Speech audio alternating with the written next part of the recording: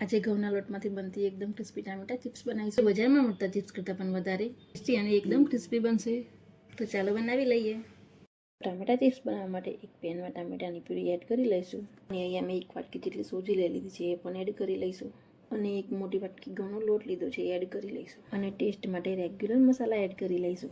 1/2 teaspoon કાળા મરીનો powder અને સ્વાદ પ્રમાણે મીઠું એડ કરી લઈશું. અને ટેસ્ટમાં થોડા ચટપટા બને એટલા માટે 1/2 ટીસ્પૂન લાલ મરચું એડ કરીશું. અને હવે બધી જ વસ્તુને સારી રીતે મિક્સ કરી લઈશું. અને મસાલા સરસ મિક્સ થયા પછી અને જે રીતના રોટલી માટેનો લોટ બાંધી લઈએ છીએ એ રીતના લોટ બાંધી લેવાનો છે.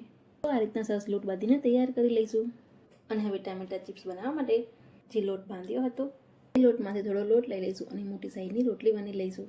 તો રોટલીની એકદમ પતલી બનવાની છે, જેથી ફ્રાય કરીએ ત્યારે એકદમ ક્રિસ્પી ને ક્રન્ચી બને. તો રોટલી બનાવી ગયા પછી કાંટાવાળી ચમચીને રોટલીમાં આ રીતે ફેરવી લઈશું. ચિપ્સને ફ્રાય કરશું ત્યારે ફૂલશે નહીં ને માર્કેટ કરતાં પણ વધારે ક્રિસ્પી બનશે.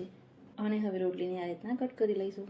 અને હવે રોટલીને ટ્રાયેંગલ શેપમાં કટ કરી લઈશું. મેં અહીંયા રોટલીને ટ્રાયેંગલ શેપમાં કટ કરી છે. તમે તમને ગમતા કોઈ પણ શેપમાં રોટલીને કટ કરી શકો છો. તો ઘરમાં રહેલી સામગ્રીમાંથી બનતી ક્રિસ્પી અને ક્રન્ચી ટામેટા તમે પણ એકવાર બાળકોને જરૂરથી બનાવીને આપજો. તો બધી રોટલીને મેં આ રીતના ટ્રાયેંગલ શેપમાં કટ કરી લીધી છે. અને હવે એક પેનમાં ઓઇલ ગરમ કરી અને ગોલ્ડન બ્રાઉન થઈ ત્યાં સુધી મીડિયમ ટુ હાઈ ગેસની ફ્લેમ ઉપર ફ્રાય કરી લઈશું. તો તૈયાર છે એકદમ ક્રિસ્પી અને ક્રન્ચી ટામેટા ચિપ્સ. એને જોતા જ ખાવાનું મન થઈ જશે અને જે માર્કેટ કરતાં પણ વધારે ટેસ્ટી બન્યા છે. તો હવે તમે પણ જરૂરથી વિડીયો ગમ્યો હોય તો વિડીયોને લાઈક અને ચેનલને સબસ્ક્રાઈબ જરૂરથી કરજો.